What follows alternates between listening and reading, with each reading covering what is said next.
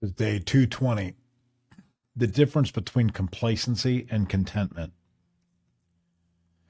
I have always battled with feelings of complacency. I cannot stand to be idle for any length of time.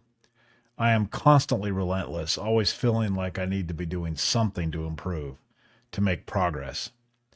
Anytime I take a break, relax, or take the easy path, I feel that I am being too complacent. What I have realized is that I have an unhealthy understanding of two key concepts: complacency and contentment.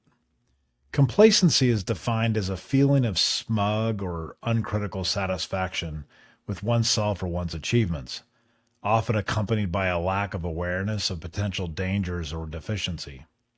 Contentment, on the other hand, refers to a state of happiness and satisfaction, often resulting from fulfilling an aspiration or achieving a goal.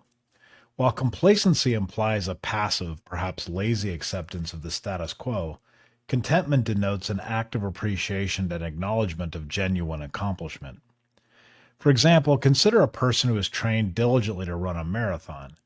After months of preparation, crossing the finish line brings a deep sense of contentment.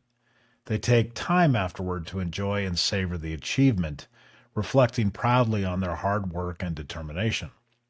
This pause and appreciation do not diminish their drive. Rather, it enhances their overall well-being and sense of fulfillment. In contrast, imagine someone who constantly talks about their ambitions, perhaps writing a book or starting a business, but never takes meaningful steps towards these goals. They remain complacent, satisfied merely by dreaming or discussing these ideas without any action.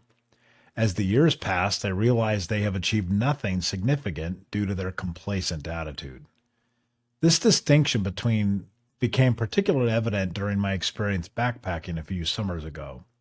I embarked on an epic journey up a rugged mountain into a pristine wilderness area. The struggle to ascend was intense, testing every ounce of my physical and mental stamina. Upon reaching the top, we set up camp beside a breathtaking alpine lake. That night, exhausted, nauseous, and aching, I collapsed into my sleeping bag. The following day, we did nothing but lounge in the sun, enjoying the serenity of our surroundings. Was this complacency, contentment, or simply just taking a necessary break? Reflecting on the definitions provided, this day of rest was clearly contentment. After working hard to achieve the specific and demanding goal of reaching the summit, the relaxation was a well-deserved reward rather than complacent inactivity.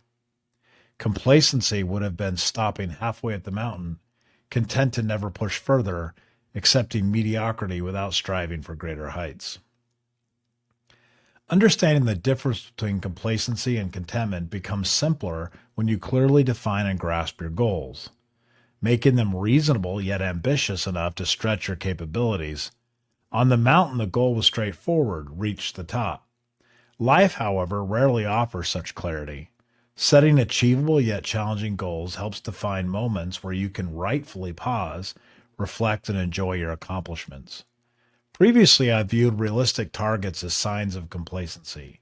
Now I realize they are benchmarks signaling when it is acceptable, even essential, to appreciate how far that you've come. Ultimately, mental well-being significantly benefits from recognizing and permitting oneself to feel content.